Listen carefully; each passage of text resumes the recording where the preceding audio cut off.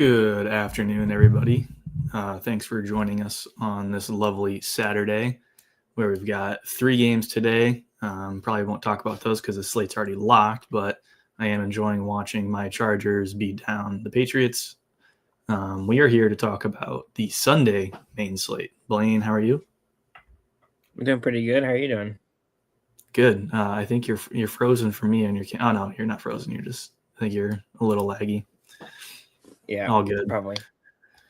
I guess we can chat a bit about the Saturday slate, at least riff a bit. Do you have some exposure to these games? Yeah, I played like 20 lineups on FanDuel. I played a bunch of Burrow doubles, a lot of Jamar Chase. I think that's probably the most likely game to shoot out of all of them. I mean, not really surprising his highest total, but kind of figured that was a spot. And I liked Sutton too. Yeah, I ran out a lot of Bo Nix stacks with Jamar Chase coming back, just game stacking that environment in general. So I'm excited for that. Yeah, hopefully it goes well. A fun game. I don't really know the playoff implications. Isn't it like if Denver wins, are they in? I don't remember what the scenarios are now.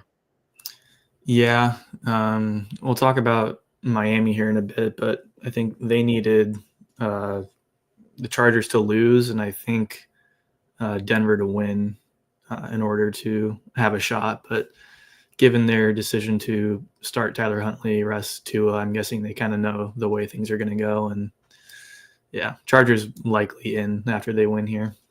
Knock on wood. Yeah.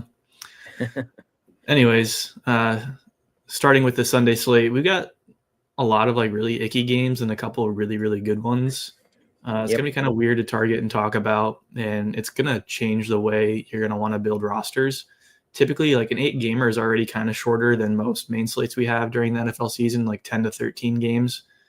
And that sort of those large slates you want to it's not necessary that you game stack or overstack or do heavy QB stacking stuff. But when you get down to 8 games, and particularly when there's only like 2 or 3 attractive environments to target to begin with, you kind of want to get more concentrated with your plays, and especially your secondary correlation stuff. So we'll talk about roster construction. Yeah, go ahead. The general rule is the fewer games, the more valuable it is to stack up a single game, because it's more likely for that one game to have all the best plays. Like on a 12-game slate or whatever, there's so many good options generally that you can afford to kind of get a little more diverse in your lineups. But I think the smaller the slate like this, especially on DraftKings, you're going to want to load up on only a couple spots. And the other thing too is we're in December, so like some of the spots that might normally look good have weather concerns. Obviously that's baked into a line, but it's also worth noting. Yeah, tons of injuries to talk about this week as well. And like you said, we're getting into playoff season where teams may or may not be incentivized to play their starters the whole game, or if at all. A lot of games here that we would have been really excited to stack just a few weeks ago, namely this first game, Dolphins at Browns. Dolphins will be starting Tyler Huntley over Tua on the road, and the Browns are starting Dorian Thompson-Robinson, who has 1 touchdown to 9 interceptions on the season. Overall, both teams not looking really good in the spot. There's also weather concerns with this game, with sustained gusts up to 30 miles an hour possible, heavy rain possible as well. So we will talk about this game, as we do. But in general, this is one of the games I'm not really looking to roster anybody from outside of maybe defenses, or I mean, that's about it. Do you have any interest outside of like defenses on any of the skill position players here? I mean, A-Chain, as evidenced by the ownership, looks good. But yeah, aside from that, I mean, the other thing too is like we'll have to see what Miami's incentives are to really push A-Chain. Like maybe he's historically gotten hurt quite a bit and they have plenty of running back depth. Maybe they want to run Jalen right out there. So if ownership stays up this high in this spot, I'd probably look to be under on DraftKings and just hope he doesn't break off an 80-yard run. But yeah, just a really, really ugly game. And Jerome Ford has ownership too, which like he's just like a replacement player running back to me. Like he's a decent blocker, a decent pass catcher, but he just doesn't have like the explosiveness, I think, to really kill you at 5,900. He would really have to like have 3 touchdowns or something for that to be the case, I think. Yeah, and he's kind of weird too, because you would expect the Browns to be a lot more run heavy starting Dorian Thompson-Robinson. They aren't starting Cedric Tillman and David Njoku. So, I mean, really it's Jerry Jeudy and Elijah Moore for the receiving core. And, from there it drops off pretty heavily. So you would expect them to run a lot. But like you said, Jerome Ford hasn't been really that great. I mean, box score watchers will see his scores and want to click him, but he's broken off 60-plus yard runs in the last 2 weeks. and that's really contributed to a lot of his DK scoring. So I'm kind of on the same page as you, where at ownership, I don't like Jerome Ford really at all. But Devon Achane's a really good option. He's got that consistent receiving game floor. And with Tyler Huntley, you'd probably expect the Dolphins to focus on short and intermediate stuff, especially if there's weather concerns. So that's a boost to guys like Devon Achane, and obviously the tight end Jonnu Smith as well, commanding a lot of those midfield targets. I think those two are probably okay. But again, this is a 36 game total. There's really not going to be a lot of scoring here, most likely. So, yeah. Jordan Akins is like a super punt tight end, I guess. You need the salary savings, but I don't think we do anymore with some of this news coming out. No, he's I mean, an option. Not exciting, but he's an option. Yeah, and we'll talk about the tight end spot too as well. There's a couple of really good tight end spots I like this week who I'm probably going to be rostering like 80+% of, and I don't think I'll get to a guy like Akins. Yeah, that's. I mean, I highly doubt he'd end up breaking the slate for you or anybody. So no. I mean, he's just a value guy if you need it.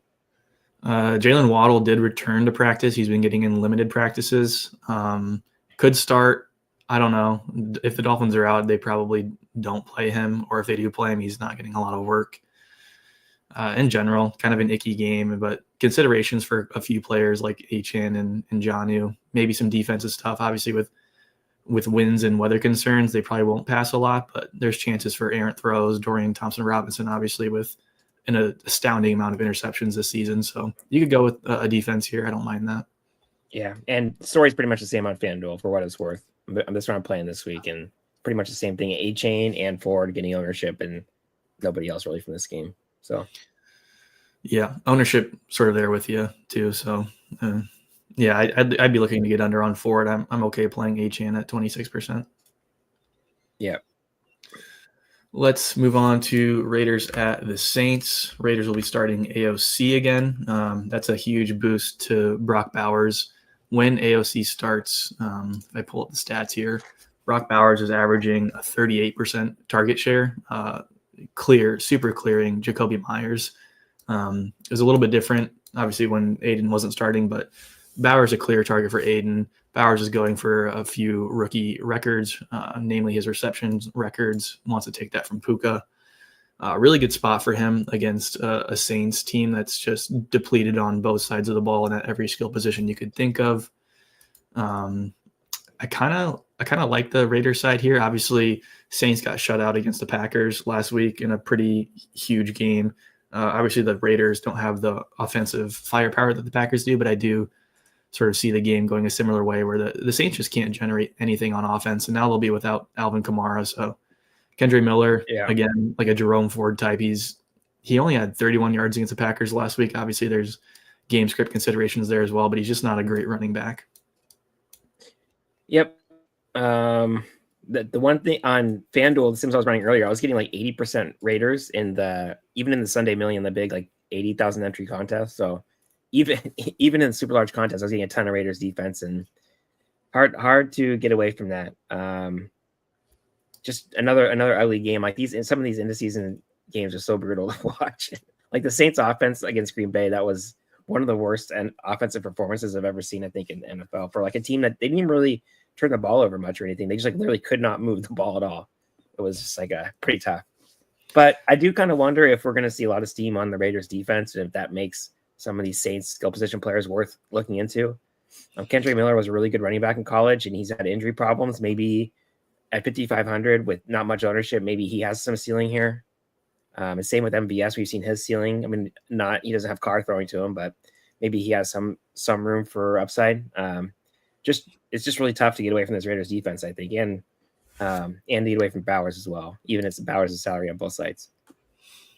Yeah, it's worth watching MVS's status going into Sunday. I think he's still questionable, but if he does play, obviously he's probably the top option on the team. Maybe like Juwan Johnson, intermediate stuff, just for completion stuff. But like you said, the Saints are really struggling to move the ball.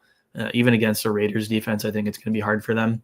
And the game total sort of wears that out. It's similar to the one we just looked at, but a bit tighter spread. And I do have it's kind of like, the Achane and Jonnu stuff where I have some interest in like Brock Bowers, maybe like Alexander Madison. He gives a lot of like the rushing work. Amir Abdullah, obviously in the passing game, but outside of that, I don't have a ton of interest here. Yeah. So we got a couple questions. I think this is for season long, I'm guessing. This is pretty easily Raiders defense over Denver, I think. I mean, the Bengals offensive line is pretty bad, so maybe there's some sack upside for Denver, but yeah, just in terms of scoring. And then I'd probably say A-Chain still over Connor. I mean, I don't really know what Connor's workload is going to be today, so I'd probably go A-Chain there. Yeah, I agree with you there. A-Chain obviously has a bit higher of a receiving floor as well, and I think Tua is out. I guess technically doubtful, but with Tua out, they're going to be focusing on that short and intermediary stuff. Yeah. Anything else from this game you want to touch before we move on? Nope. Right on. Pretty much just Bowers, defense, and Jacoby, but Bowers is definitely the preference. Yeah, I'm with you there. Let's go to a bit more of an exciting game. One of the first games we can actually take a little bit of interest in. We've got the Jets at the Bills. Devontae Adams is questionable, but probably will play. And then we've got defensive injuries galore for the Jets secondary. Jets have looked pretty good the past few weeks, right? Rodgers attempting 35 passes a game. Devontae Adams is on an absolute nuclear tear. They look like the Devontae and Aaron of old in the other green team's uniform. And then obviously Breece Hall too in a really good spot here. Salary's down from his season high, and we're going up against a Bills team who's allowing, I think, the most receptions to running backs, and their metrics against the run are a lot worse than they are against the pass. What are you seeing for this game? I think there's a little bit of weather concern with rain. I don't think it's snow. I think it might be like rain and wind, but I mean, this is kind of what I expected from the Jets offense all year. I don't know why it takes them until the end of the season when there's nothing on the line for them to just kind of let Rodgers throw it and go a lot more no huddle and speed the game up a little bit, get short receptions to Wilson and Devontae. It's just tough as they still only have a 18 team total. So that kind of gets me off of Rodgers stacks. I don't think you really need to do it this week, but I mean, like we were saying earlier, this is kind of the slate where it's worth stacking up one or two games and hoping those are you hit on one of the ones that goes off and everything else kind of underwhelms. So this one, absolutely, we've seen Rodgers have big games before, even this year. So there's upside. It's just tough for me to figure out what exactly is going to be the player. Breece Hall at 6,300 is kind of crazy for a salary. Like if you had said that earlier in this year, you would have been like 40% owned. He's only 15% owned at 6,300. That's kind of interesting to look at. I want to play this game, but I'm not really sure how to attack it. Yeah, it's tough. The spread makes it hard too. I mean, the Jets' run defense is really good, so I'm not sure James Cook is going to have a ton of success. And then on top of that, he's playing less than half the snaps, splitting time with the backfield there. So I don't have a lot of interest in the backfield for the Bills. And then you go to the wide receiver room, and it's the same story, right? There's no receiver you can really count on. No receiver has played over 75% of the snaps this year so far in the last few weeks. So where's the concentration on the Bills side, right? I love playing Breece Hall on the Jets side, but if I'm building a game stack, where are we going on the Bills side? I mean, Shakir, right? Like you can't play Amari Cooper anymore. There's just the floor is so low with him. I mean, I guess that means but yet we haven't really seen a ceiling from him either to make it worth the risk on the floor. Shakir is probably the safest, right? He's the kind of the one that consistently gets targets from Allen, and it's just really this Bills offense, for as good as they've been, for as good as Josh Allen has been, it's crazy how there just isn't any like consistent target to pair with him in any kind of stack. Yeah, I mean, outside of like the come down spot last week against New England, Josh Allen and the Bills have scored 30 plus in 7 straight. So I mean, there's tons of offensive firepower here. I mean, there's even worries with the spread and stuff that come the third quarter, if the Bills are up by like 20 or so, that they might start resting players as well. Yeah, I almost wonder if you could do a Cook Allen stack and hope you get the receiving touchdown with Hook Cook, and then you're basically getting all of the Bills touchdowns. That's kind of one way to play it. If you think it's going to be Bills by 30, you could do it that way. But yeah, just a tough. This Bills offense is just tough to figure out. It's going to be even harder in the playoffs when we get down to the wild card and divisional slates when there aren't very many games to stack. We have to figure out who from the Bills we want to play. Yeah, and I mean, ownership here seems to be kind of in the spots I would expect it to, right? A lot of Breece Hall and Devontae Adams, not a ton of Rodgers love, so sort of indicating that people are more willing to play these Jets skill positions as one-offs or two-offs rather than stacks with Rodgers. I kind of agree there. I mean, I know Rodgers has been really good the past few weeks, and Adams has as well, but I think that the matchup for one on the ground is much better for Breece Hall, and at that salary, I mean, 15% for Brees Hall at 6,300 for a back who has, incredible opportunity share, 20 plus opportunities consistently. And he has the pass game work as well, which the Bills are giving up a ton on. It's just that's what I really like to go to in this game. Yeah, I think in stacks, I think you can play like Keon Coleman for pretty cheap as a value option. He seems to be the one receiver that Allen's willing to take the YOLO throws down the field on. He had that pretty bad pick last week in the end zone throwing to Coleman, so I don't mind that, I guess, as a partner with Allen and stacks. But yeah, I agree with what you said about Brees. I think he's probably the one piece that I'm most interested in from this spot. Do you think the Devontae Adams over Garrett Wilson stuff is sticky, and it's sort of like Devontae Adams high floor, third down, reliable target, and then Wilson's just getting these bombs downfield? Yeah, I do. I also think a lot of it is just the familiarity Rodgers and Adams have together. They've played together for so long. I think that's a large part. It's just a lot of the shorter throws and stuff they're doing is a lot of timing routes and stuff, but they just spent clearly a lot of time practicing. So yeah, I mean, maybe going into next season, if they don't trade Garrett Wilson, maybe we'll see some more short stuff for him and a little more familiar Rodgers. But for now, it's pretty clearly Adams for me. Right on, yeah. I mean, that mostly covers it for me. I don't have a ton of love for either defense here. Maybe the Bills if you twist my arm, but the price isn't very attractive compared to some of the other spots. Yeah. Anything else from this game? Nope, that's it for me. All righty. Let's move on to Titans at the Jags. We've got Mason Rudolph starting for the Titans. And when he does start, he's a little bit more willing to pass than Will Levis, or at least the Titans are letting him pass a few more, but still posting like these high teens, low 20s scores pretty consistently and not a ton of upside. Sort of leaning into the idea that the Titans are just really a run team, 25th in PROE, 31st in pace. Now they're going up against a Jacksonville team who's ranked 31st against the pass rush. So there's more opportunity for Mason to sit in the pocket and make completions. But I think in general that the Titans are going to lean on the run here.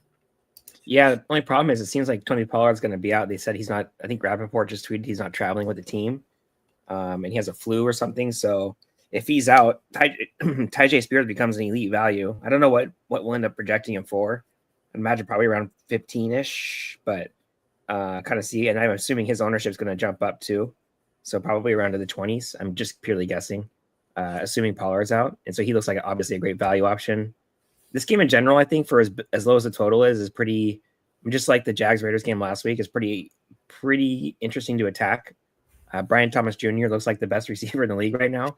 At least he has the best role. And Mac Jones has looked like he obviously likes targeting Brian Thomas Jr. So that looks like a good play even at that ownership. And Ridley's kind of the same situation, just a little cheaper. Even though it's with Rudolph as the quarterback, his role's there. And with Pollard, there's just one less option for this offense. So both those receivers look really good, even in playing into high ownership. I don't mind it. And just in general, I think you can attack this game in a lot of ways. As gross as that sounds, like with Mac Jones and Mason Rudolph game stacking it, but I think you absolutely can on this slate. No, I mean, it definitely is. Like you said, Mac Jones, 46 and 39 pass attempts the last 2 weeks. Brian Thomas Jr., 30 plus DK points the last 2 weeks as well. So tons of upside there. And like you said, even before Tony Pollard was ruled out or is doubtful, last week Tyjae played more snaps than him. He started taking over the backfield there. So it might be a coaching decision. It might just be the way that the Titans are going. But even before the Pollard news, it looked like Tyjae Spears was in line to at least out-snap Tony Pollard. Yeah. Love so Brian Thomas Jr. on the other side. Yep. Yep. So Spears obviously looks better without Pollard. But the ownership, the one thing that sucks is you could have played him at low ownership. And now he's definitely going to have ownership. So that's something to consider. Yeah, and then the backfield on the other side is really messy. We've got timeshares between ETN and Bigsby. Dearness Johnson's also mixing in there a little bit as well. And then on top of that, the PRE for the Jags has been incredible the last 2 weeks. I just don't have any interest in the Jacksonville backfield. Yeah, and the Jags also have been running a lot of no huddle. I think I talked about that last week as well with Mac Jones. Doug Peterson's talked about how Mac Jones is a little more familiar with running no huddle like he did at Alabama, so it makes sense that he continue to do that. What do you think about Parker Washington as kind of like the 0% owned pivot off of BTJ? I mean, it's super thin, right? In large field, you can probably take shots there. on smaller slates, these wide receiver threes and tight end twos and stuff can pop and find you in a winning roster. It depends on your risk tolerance, obviously. I think in larger fields, I'd be willing to do it, but like the SPY and 3 maxes power sweep stuff, I probably wouldn't even have him in my pool. I think I agree there. I do think it's really like if you game stack without Brian Thomas Jr., that's really interesting. Likelihood of winning is probably pretty low, but like you get really unique doing that way. I don't know. We've seen Parker Washington have big games before with Mac Jones. So if for whatever reason Tennessee's triple covering Brian Thomas Jr. or something ridiculous, then maybe he can go off and you get him as the leverage.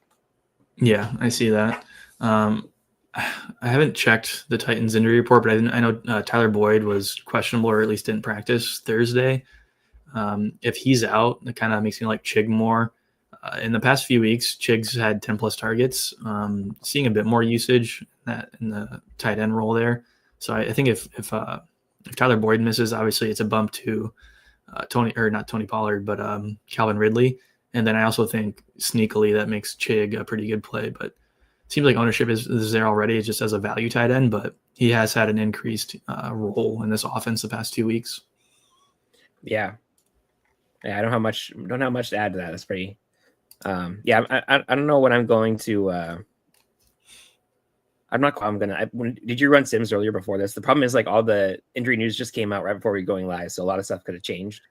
Yeah, I ran a sim, but obviously, things have changed quite a bit. I think if the ownership really gets high on Tyjae Spears, like in the 25% spot, I mean, it might be worth pivoting to the Titans pass game and coming back with Brian Thomas Jr. as a way to get off the Titans run game.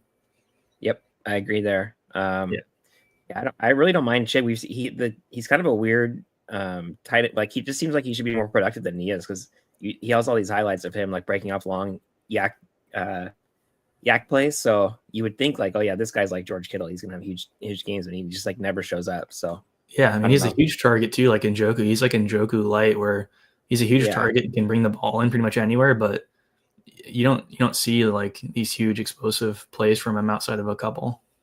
Yep. Yeah. Jags 32nd in pass DVOA, dead last. Not good against the run either, but another spot you can look to justify playing the Titans passing game if the running back room becomes a bit chalky. Yeah, I think in the DraftKings sims I ran earlier before the projections all changed, I think I got around like 20% Rudolph, which goes to show like that stacking up this game that way with the Titans passing game and then running it back with Brian Thomas Jr. is like that sims pretty well right now. But we'll see how that changes now with Spears getting a lot of ownership and his projection getting boosted up a little bit. Yeah. Mike asks what we think about his season-long team. So he has Hurts as his QB, who obviously will be sitting this week. He's also benching Kupp and Judy, playing Ridley and Addison. So I'm guessing Ridley and Addison over Kupp and Judy. Yep. Echan and Taylor for running back, Bucky Irving in the flex, Mason Rudolph at QB. Full PPR. Rudolph, your QB, that's tough. I totally get it, but man, just imagine like league championship, you're running out Mason Rudolph. Yeah.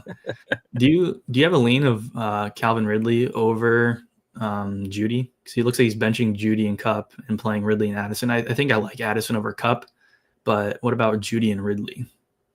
With Rudolph as the quarterback, I definitely prefer the Ridley side. Just get the correlation there and hope this Titans team. Yeah, hope this Titans team can score some points. That's a pretty good lineup, though. I don't know how many teams that is, but that's a pretty good. I'm also playing the championship in our league this week against Dan, RPS Dan. So I think I've got his number. I'm 70% favored, but excited to see that. I didn't think I was going to make even the playoffs this year, and I turned it around.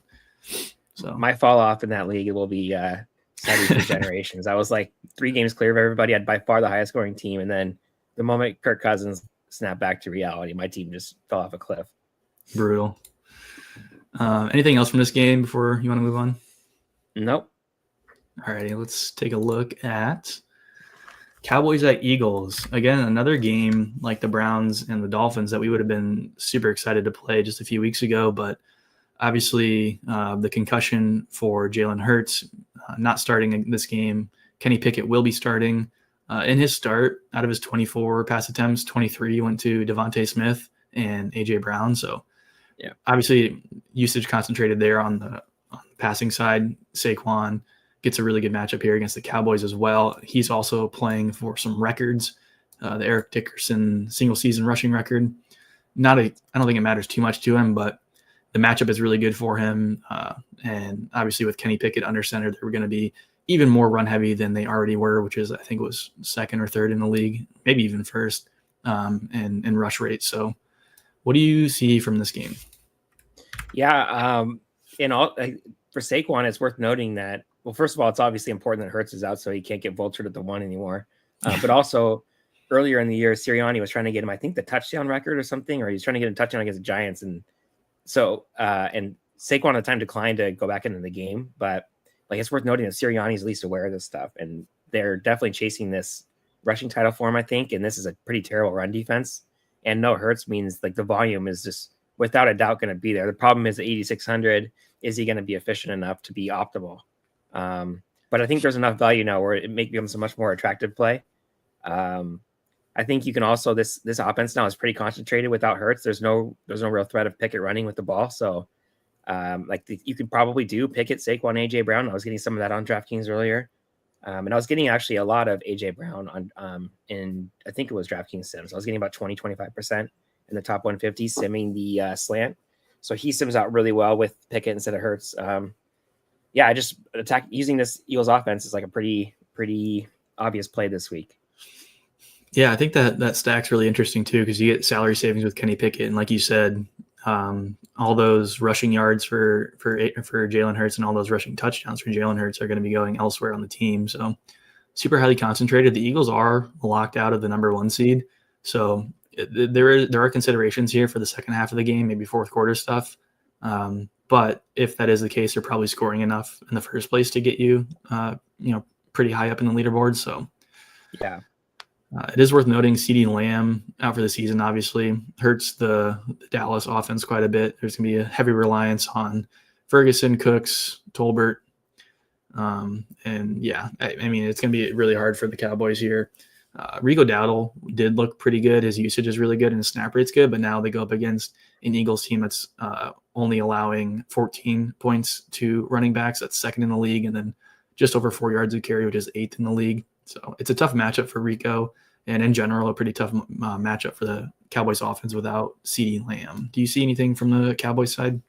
Yeah, I really want to play Brandon Cooks as the value leverage off of Ferguson, but it's just really tough against these Eagles corners. I'll probably get to some anyways, especially if I'm running that Pickett, Brown, and Barkley stack. I think that makes some sense. And I mean, Ferguson obviously projects well. I don't really have an issue with the projection or anything. It's just 20% ownership. I feel like at tight end we can get a little different, especially because Ferguson hasn't really shown a ceiling this year. He doesn't have the same kind of like game-breaking upside that like some of the other elite tight ends do.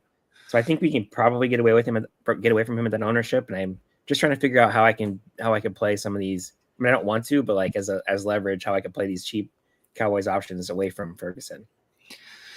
Yeah, I think it makes more sense as part of a game stack too, because if the Cowboys are keeping it competitive, the Eagles will keep their starters out for longer and obviously press the issue a bit more.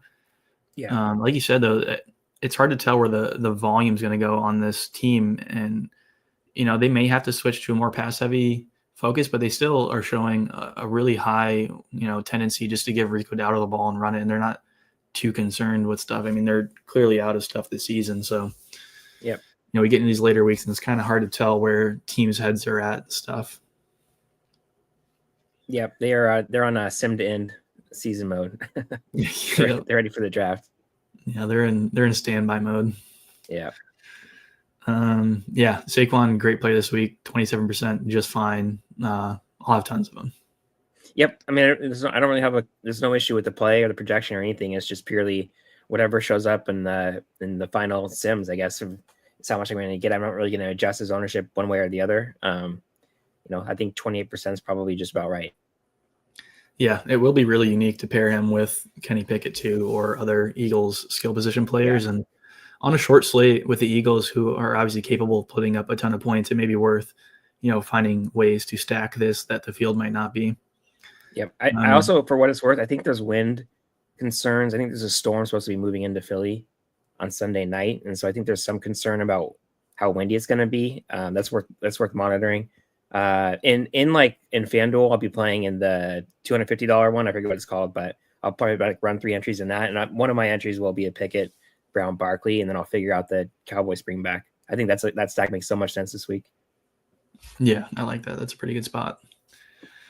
I don't have anything else from this game. Do you? Nope. Right on. Let us move on to Packers at Vikings, which seems to be one of the most targeted spots this week for pretty good reason.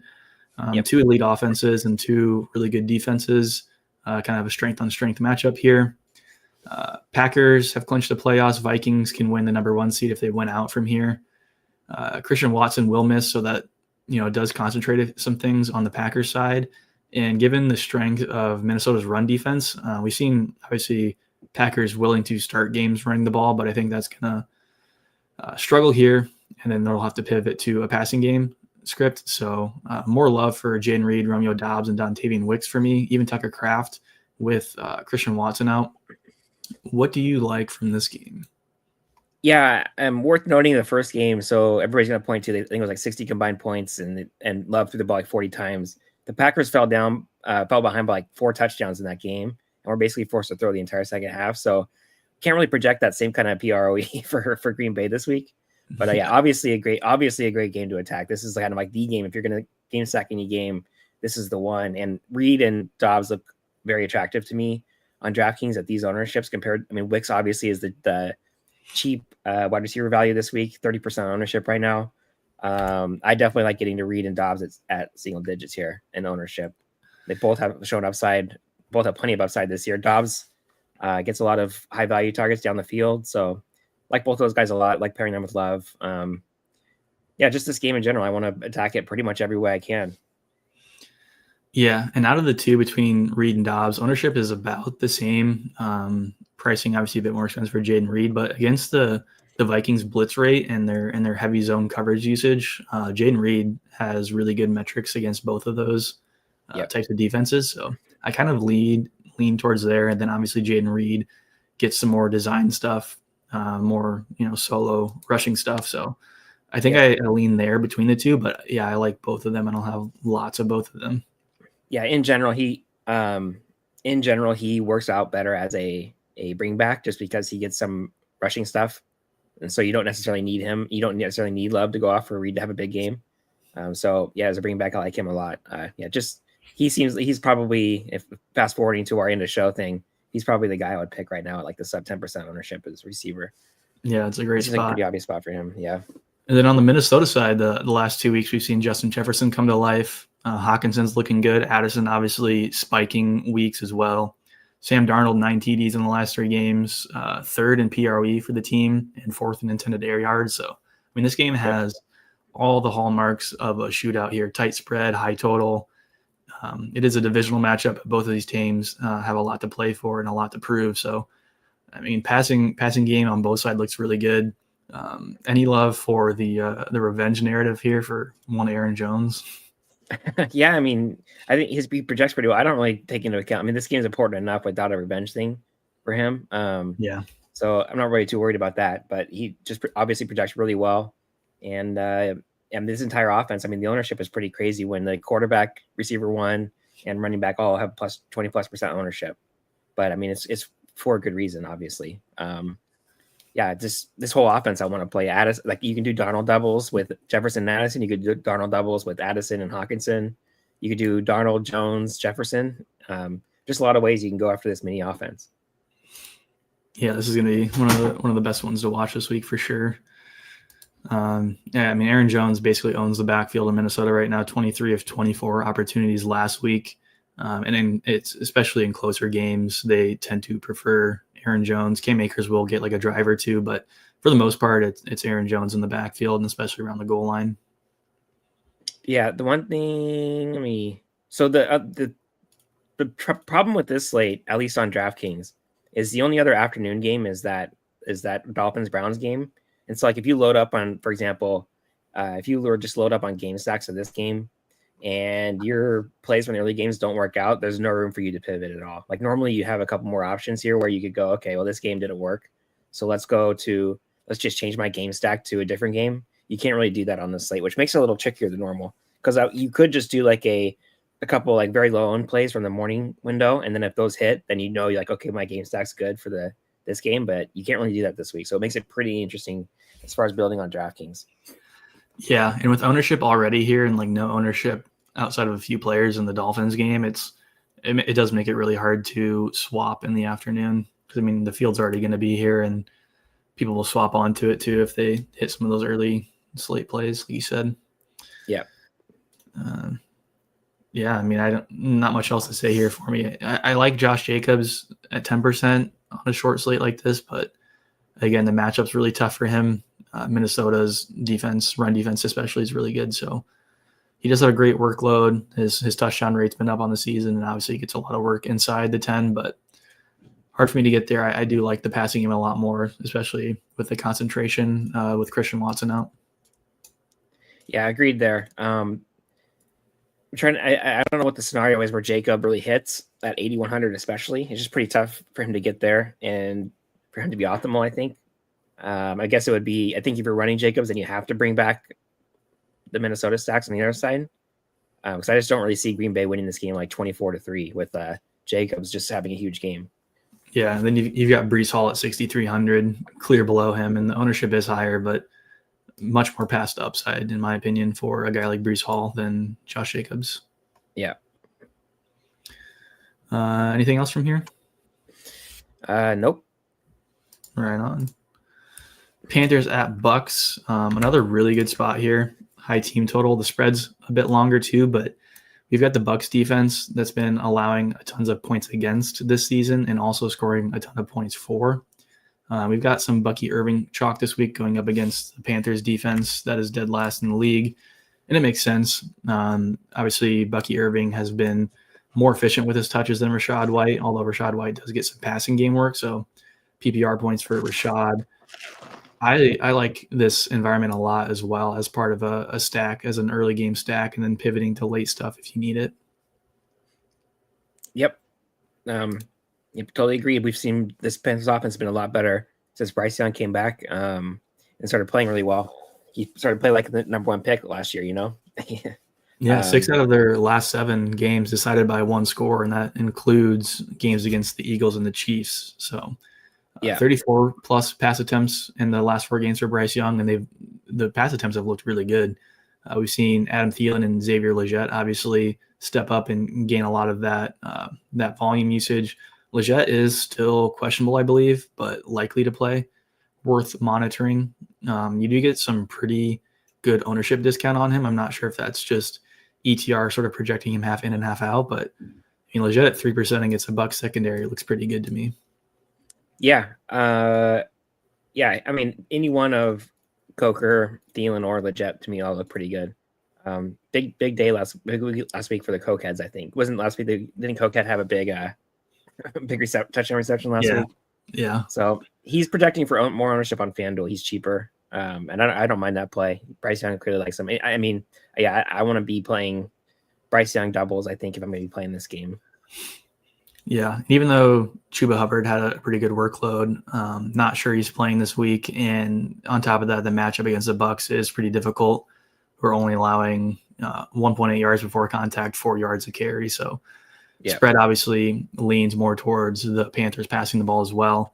On the Bucs side, I'm not sold on Bucky Irving chalk. I get the matchup's good, and he's a really efficient runner. But, I mean, Baker to Mike plus Jalen McMillan and coming back with some of the Carolina stuff looks really good to me.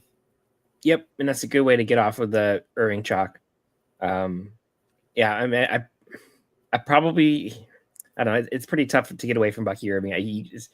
The tough thing with projection is like, how do you project the role? Like Rachaad White just basically blew Tampa's chances to make the playoffs last week.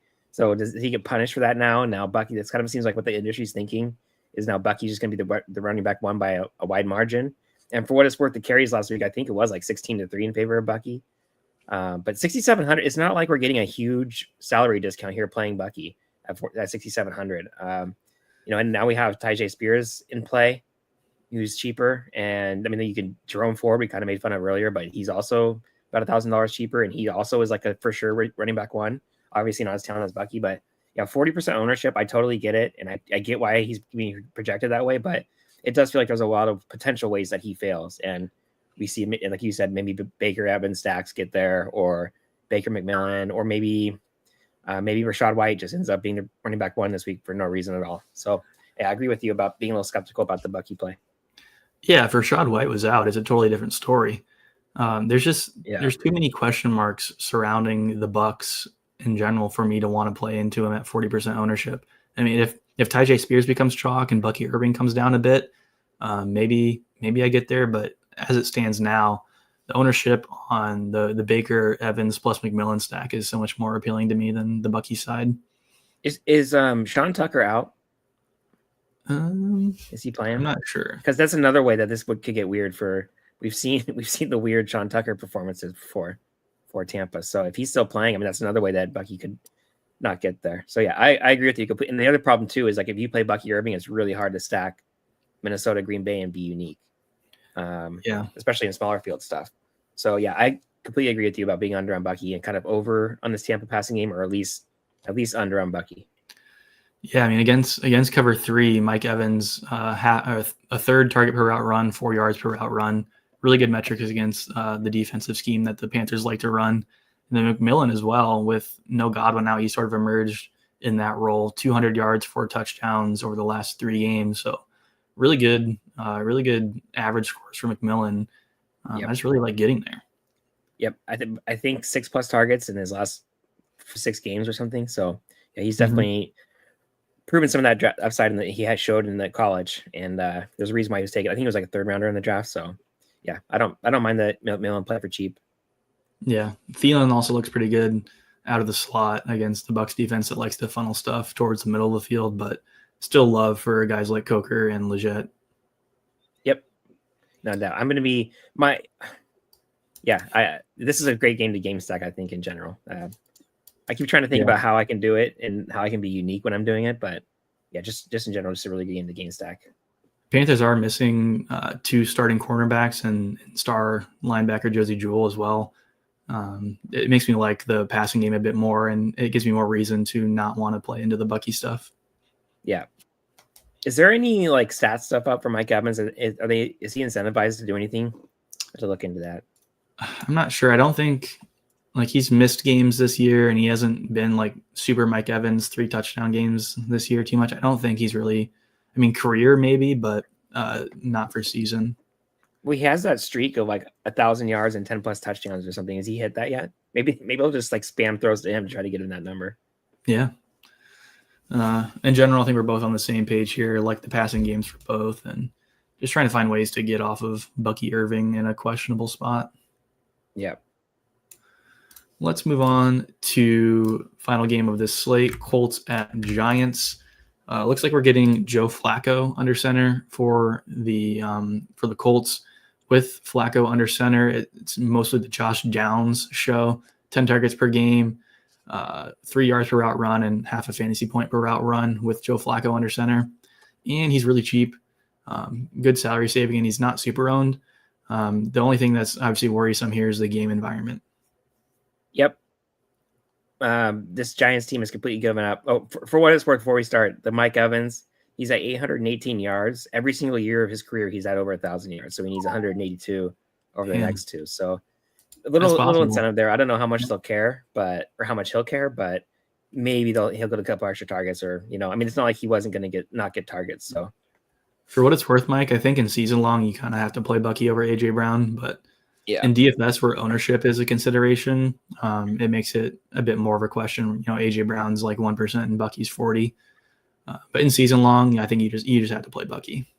But in PPR, I think he had Jonathan Taylor I guess he has a 22 production, so never mind. I was going to say maybe you could consider AJ Brown a PPR over Jonathan Taylor, but I would kind of just trust the projections on that. Yeah, and that's the other thing too would be like if you're just desperate for points after today, if you need a lot of points, then I would probably go AJ Brown and hope that he has a huge game. But if you're kind of competitive or it's really close or you're winning, I would just take the safer floor with the running back. Yeah, I agree. So Colts still in playoff contention, reason to play. Giants obviously a different story. Starting Drew Lock. Are we firing up Colts this week? Yeah, these pass catchers for sure, and Taylor. I think all of those guys are in play. Flacco, probably not, but I think all like Downs, his upsides. All these receivers have much safer floors with Flacco, especially Downs. He runs a lot of the short slot stuff, and clearly he has some kind of connection with Flacco on those types of routes. So yeah, I like getting to these pass catchers, which is pretty gross. But I mean, Yeah, the other thing too is weather concerns. Like we have to kind of check on that, but I think it's pretty. I think it should be okay. yeah, in MetLife. So it Yeah, is worth noting that the Colts with Flacco under center, obviously a lot more pass heavy, ranking 12th in PROE because they don't have the legs of Richardson, can't do design stuff. Flacco starts pretty much all 35 plus pass attempts. A lot of targets to Josh Downs, but also love for guys like Alec Pierce, who's a downfield stretcher, high upside there. On the Giants side, I mean, we've seen Malik Neighbors 10 plus targets in 8 straight games, and he can't get anything done with him. Obviously, not a fault on his part. It's more of the stuff around him, but yeah, it's just so hard to play him, and especially with Drew Lock, I don't think I can get to really anything on the Giants side. yeah. I agree. I'm kind of surprised at this Giants ownership here on Neighbors and Wandale Robinson. It's just, I mean, are people doing it because they wanted to play Richardson and so they're trying to bring some bringbacks? Because like, I just don't see what anybody's seeing from this Giants offense to make them want to play these guys. No, I mean, I agree. It's so hard to get there. They've shown no promise every week. It's, I mean, Malik Neighbors 10 plus targets in the last 8. Wandale's a similar story where he's getting a ton of volume, but neither of them can really do much with it. And then the touchdown equity is obviously so low because the offense can't even move the ball. Yeah. Yeah. I do think there's a case to be made for Tyrone Tracy as one of the potential Bucky pivots at low ownership. But aside from that, yeah, I will probably end up being under on the rest of the Giants skill position players. Yeah. I don't have as much love for Jonathan Taylor, I think, as the field does. I think in general, the Colts are just going to be a little bit more pass heavy this game, even though the spread sort of indicates a run script. Jonathan Taylor just hasn't been really efficient this season. Part of that is obviously Anthony Richardson taking away a lot of rushing production and volume, but only 11.6 fantasy points per game this season, and has only topped 20 a couple times. So Yeah, I and get the he had play that on a huge short game. slate, but Yeah, he had the huge game last week too. Which anybody who is box score watching or watching Red Zone is going to know he's coming off a huge game, so they're probably going to play him again. So yeah, I agree with you. I think I'd rather just get to these like Downs and Pittman for value. Yeah, Giants DVOA also leans that way, stronger against the run than they are the pass by a pretty good margin. Yeah. If you are stacking the Colts, like we said, not necessary to bring anything back, but I do think, like you said, Tyrone Tracy could be interesting in that same sort of price range as these other higher owned plays. If the Giants do have any success, it's probably going to be coming on the ground. Yeah. Yeah, that's kind of why I lean towards the Tracy as like a low owned. Let's just gamble a little bit. Hopefully he has a big game in on Bucky Irving. Yep. Because he has looked good, in my opinion, Tracy this year. Yeah, no, I agree with you. I played Tracy quite a few weeks or this year, and man, it's tough. Yeah. Did you load in FanDuel? Because the Sunday night game is actually really relevant for FanDuel. Yeah, let's take a look at it. 29. I do think I have projections in here. Yep. Yeah, the Sunday night game gives you. And I was talking about earlier about how there's no room to pivot on DraftKings from that Green Bay Minnesota game. You're kind of stuck with it. This Falcons Commanders game, pending weather, you'll have to check on that on Sunday morning. But this is like a pretty good spot to. There's lots of high price skill position guys, so you can get away from Jefferson or Addison or whoever else from that 125 game, and you can target a lot. There's a lot of guys here that are worth looking at this week. When I was simming, I was getting a ton of Jaden Daniels. So Jaden Daniels stacks yet again. We're simming really well. There's as long as the weather is good here, I'm pretty bullish on both of these offenses right now. I think the Falcons should play a little faster with Penix instead of Cousins. We didn't really see that last week, but they're also completely dominating that game. And in this one, they should be trailing. So I think all these skill position guys for Atlanta, not much ownership on FanDuel, are pretty interesting. Yeah, I mean, obviously, you would think that the Falcons want to adapt their offense to Michael Penix. Obviously, a different archetype than Kirk Cousins. Um, a lot of love for Darnell Mooney and Drake London, obviously, as the top two options on that offense. Yeah. On the Commander side, I mean, we've seen Terry McLaurin have his touchdown streak, and it looks to be continuing. He's a really huge red zone target for Jaden Daniels. But there's explosive playmakers on both sides of the ball here. We've got Olamide Zaccheaus, who I believe it was last week. I'm not sure, but he's running downfield routes and getting a lot of air yards. Not paying off sometimes, obviously, limited target volume, but definitely spots you can go here for upside. And as like a late night hammer, you'll have a lot of pivots here to lower owned guys. Yeah. So I ended up in the top 150 on FanDuel simming. I ended up with 30% Jaden Daniels.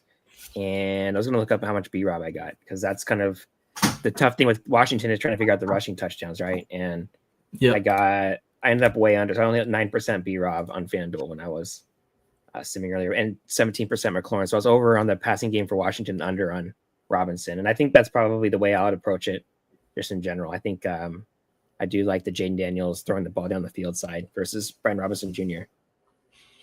Yeah, I agree.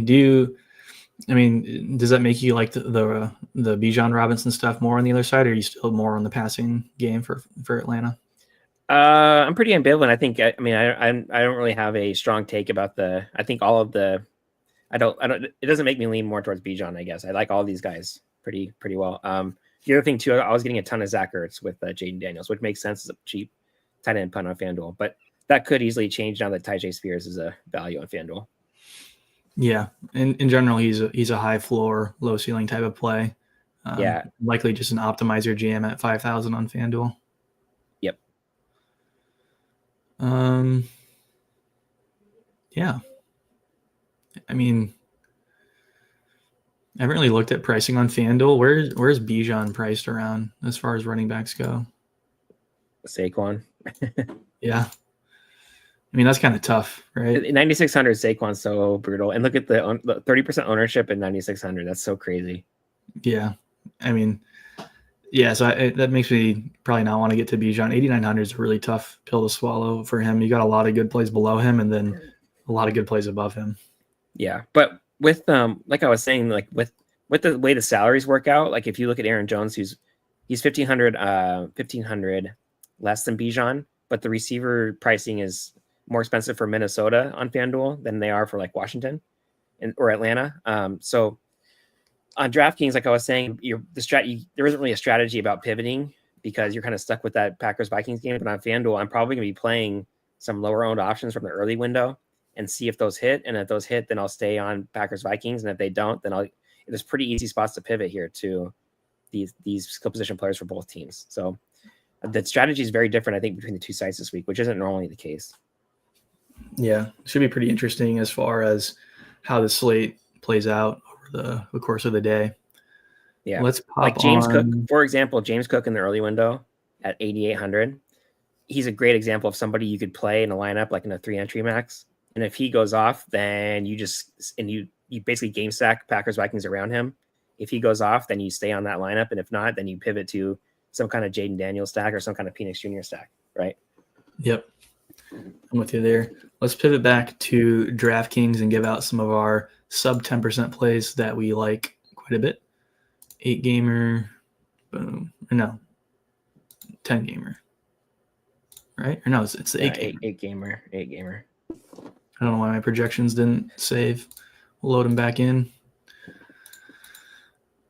Sort by ownership and start at the QB position. Obviously, A-Rich not playing, zero him out. But we've got Sam Darnold up top as the highest owned QB, followed by Baker. And then everybody else below that is under 10%. Do you have a favorite? What a tragic quarterback slate. Oh, my God. I think this might be the worst quarterback slate I can remember for a main slate on DraftKings. I mean, obviously, you have Jordan Love at sub 10% and Bryce Young, Josh Allen at 3, but everybody below them, like, how brutal is that list? Man. Yeah, I mean, I guess I'll say Josh Allen just because I was getting a ton of him on FanDuel. Why not? Let's just play more Josh Allen. He's been amazing this year. Yeah, I mean, Aaron Rodgers at 1.6% is kind of interesting, but I mean, I don't like chasing there, and I don't think that's the likely scenario there. Yeah. Yeah, I'll go Bryce Young at Yep. at 5,600. He's cheap, good stacking options, and then obviously really good options on the other side to bring back. Yep. And I do think there's a case to be made for Mason Rudolph if you're playing Ridley as kind of like a value quarterback, but not a very fun play for sure. Yeah, it depends a lot on how the Ty J ownership shakes out for me. If it gets really definitely. egregious, then it makes those the Titans pass stacks look a bit more attractive. Yep. Take a look at running back, where obviously we've got Bucky Irving up top, followed by Aaron Jones, Saquon, Devon Achane, and Brees Hall. We start our sub 10% with Kendre Miller. Oh, Lord. Yeah, I'll say the Tyjae Spears, we can't really take him because his ownership is going to be more in the teens to 20s. I'll go ahead and say Tyrone Tracy, like I was saying a couple minutes ago. I think that makes some sense. And also James Cook, a very low ownership, as kind of a low owned option from an early window to see how he's shaping up before figuring out what your late slate lineups are going to be. Yeah. I'll give a shout to Alexander Madison at 6%. He gets that every down back workload for the Raiders, and the Saints obviously putting up a goose egg against the Packers, not looking very good. It could be a very run heavy game for the Raiders. And there are paths to him paying off a $5,600 price tag with a few scores. So I will give some love there, but I think both of us are on the same page that it's more than okay to eat chalk up here on the running back side. Yeah. There's enough ways, I think, to get different at quarterback and receiver that you don't have to get away from the chalk running backs this week. Yeah, totally agree. Especially if you're not playing Bucky Irving, right? Like if you're, especially like into the power sweep, Bucky Irving's probably going to be more like 45, 50%. So that's definitely a spot where like you can run a sim and adjust his ownership up and just see kind of how he sims then to kind of test. I just feel like if you don't play him, that's a good way to be different. Yeah, I agree. Let's look at tight end here. We've got TJ Hawkinson coming in as the highest owned, followed by Fergie, Chiggy, and Payne Durham. I guess we didn't really talk about it, but Kate Otten is sitting for the Bucks. That elevates Payne Durham into a role there. I'm not sure how much of a role there on the season he's had. I tend to lean more towards the other pass catchers and just thinking volume funnels there. So not a lot of left for Payne Durham for me. Do you have a favorite tight end here under 10? I know it gets pretty rough. Maybe Juwan Johnson and just like a pure prayer as kind of leverage off the super high on Raiders defense, but it's really brutal. I did talk about Jordan Akins as a punt for Cleveland.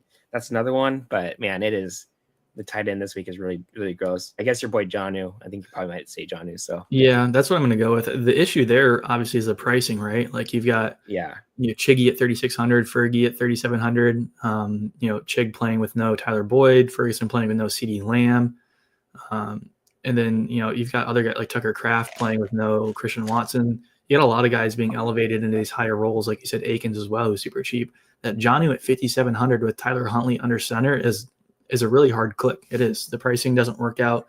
The game environment's bad. The QB's bad. But I do think that there's still pass there. He's featured in the offense heavily, 10-plus targets in the last 3. And with Tyler Huntley, they're going to be focusing on more short intermediate passes. So that does open up more avenues for Jonnu Smith to hit. So I think if you are clicking a guy under 10%, maybe look at Jonnu. Yeah, and I guess Kincaid and Allen stacks too. That makes some sense. But you guys like McBride this week? I do like McBride this week at tight end. It's a good spot. I couldn't figure out what to do with the Cardinals in the Saturday slate on FanDuel. I ended up with some McBride. I pivoted. I did have a Kyler Marvin McBride stack that I pivoted off to a Cincinnati stack, but more attractive spot on Cincinnati for me. But I don't think McBride's a bad play at all. No, definitely not. Let's move on to wide receiver. Ownership up top, we've got Dontavian Wicks at 3,900 playing with no Christian Watson. That makes a lot of sense. A lot of really good plays up here, high owned. It makes sense. A shorter slate, the better plays are going to be higher owned. And as we get into these sub 10% plays, it's going to get really thin. But there are some good plays down here. Are you seeing anybody under 10 that you're liking? Yeah, I mean, the two guys we talked about, Jaden Reed and AJ Brown. Jaden Reed probably number one for me, but I mean, him or Dobbs at kind of the same ownership. I prefer Jaden Reed, obviously, but either one looks really good to me. Playing kind of low ownership into that Packers Vikings game. Yeah, I love both of those options on Green Bay. Outside of that, I'll shout out the 2 Carolina players as well, Coker and Leggett. Obviously, Thielen number 1 in the offense, but he's garnering ownership there. And we both kind of expect the Panthers to be throwing the ball here. Bryce Young looks really good and has trust in these younger guys. So I do like Coker and Leggett at sub 10.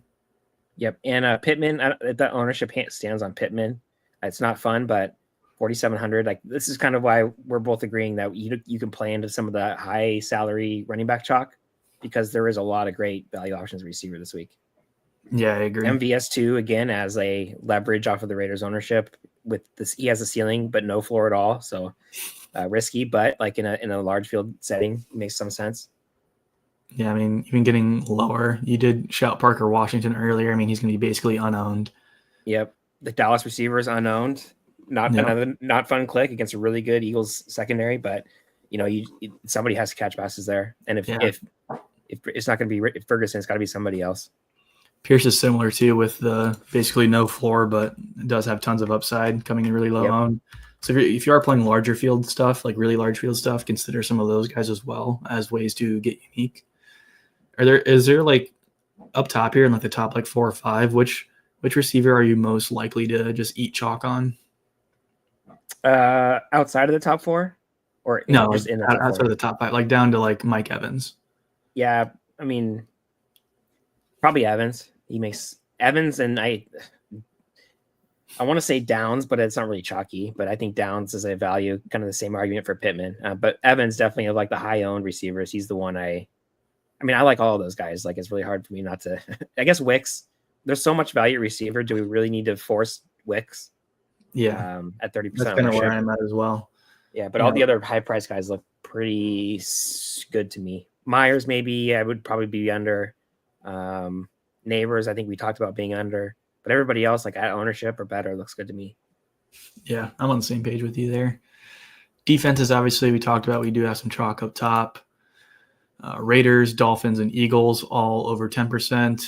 Out of those 3, I probably just prefer the Raiders. I know they're high owned, but they are cheap, and the Saints are just really, really bad.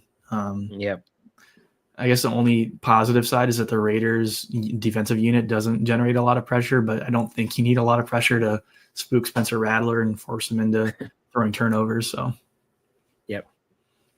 Browns is a value option at 3% ownership against Huntley. We don't know what the Dolphins' motivation is going to be tomorrow.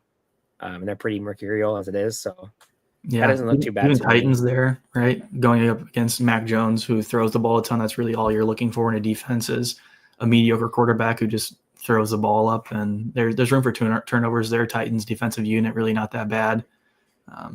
Yeah, and Bills also they're low owned. They're expensive, 3,600, but they're low owned. And with the Jets throwing the ball as much as they are, it increases the probability that Rodgers will have a couple more sacks or turnovers. So that doesn't look too bad to me. Yeah, I agree with you. I would pull up Sims, but I ran them before all the injury news. I guess we can look at them, but just know that they're going to be a little bit out of date as far as some of the breaking news that we've had. Again, yeah, nasty stuff. The Sims are popping up with Tyler Huntley a lot just because of his ownership. Yeah, you should just X him, I think. Yeah, personally, I'm not there. If I trash him, what are we looking at? Yeah, Mayfield, Allen, again, A-Rich. We'll trash him because he's obviously not starting. Darnold, Pickett, Mayfield, Allen, Bryce Young. So, I mean, more along the lines of stacks that we want to target. Some overstacks here. That Pickett doesn't have Saquon. That's interesting. Yeah, fading the Saquon ownership and saying it's a passing game. Yeah, is interesting. I wonder. Let's look at our top 20 Pickett lineups and see how often Saquon's popping up in them. So 40%. So a pretty good amount still. Yeah. And onslaughts like the Pickett, Saquon, Devontae, AJ Brown, like on an 8-game slate, you could absolutely do that. Even like a power sleep, for example, I think you could still do that. And that one Ferguson has a bring back, which makes sense too. Yep. I actually really like that lineup. Just looking at it. Yeah, not bad, is it? What's the win rate on? It has my guy Tracy. Although the Wandale thing, I'd probably move away from Wandale, but Yeah, I kind of agree with you there, especially like two Giants players on the same roster when you're not really playing that game environment. I would lean away Yeah. from that. Yeah, I would look to pivot Wandale either up or down depending on salary and what's around him. Yeah, and you have Dobbs there as the lone Packers option. Yeah, that's a really interesting lineup to me. So there's one Cooks lineup here. AJ Brown, Devontae, and Cooks. Bowers, Hawkinson, the double tight end. Yeah. Yep, that one looks good too. Right on. Well, that's probably it for me. Do you want to cover anything else before we head out? No, I think that's pretty much it. On FanDuel Sims, I won't like share. You didn't run any, obviously, so I'll just say like I was getting mixed quarterbacks, just a lot more Jaden Daniels as well. He was the highest owned and the Sims I ran, so I'm expecting that to kind of be the case. I don't know if I'll get to. I think I was about to 30% or something, 40%. I don't think I'll get to that high, but he definitely looks like a really good quarterback option this week. Yeah, I like that. Well, I want to thank you guys for tuning in on our special Saturday edition of the weekly Slate Breakdown. Good luck in your contest this week. Be sure to head over to AceMind.io if you are not a member yet. Join our Discord. Shoot us messages if you need help running the tools or have any questions or just want to chat general Slate strategy, start sits, stuff like that. Be happy to answer. So best of luck tomorrow. If you're playing today, best of luck today as well. I haven't checked my lineups since we started the show. I think the Chargers are putting the hammer down on the pass, aren't they? Yeah, I think it was 20-7 at halftime. For projections for the main slate, I'll have them up because we're like all this injury uncertainty. I'll probably have them up later this afternoon or evening, and then I'll do one more update tomorrow morning once we get full clarity on everybody. So be looking out for those. And this is a great week to be, because of all the uncertainty, this is a great week to be testing different ownerships. Like I was saying, what if you adjusted Bucky's ownership from 30% to 50%, for example? Like, let's say he gets steamed up and you can see how lineups would sim that way. So there's a lot of like what ifs you can do with the sims this week. Yeah. So you just come here and alter his ownership. And that affects the rate at which he shows up in field lineups, which obviously affects the ROI of lineups with Bucky. So yeah. All right. Thank you guys for tuning in, and we will catch you next week. See ya. See ya.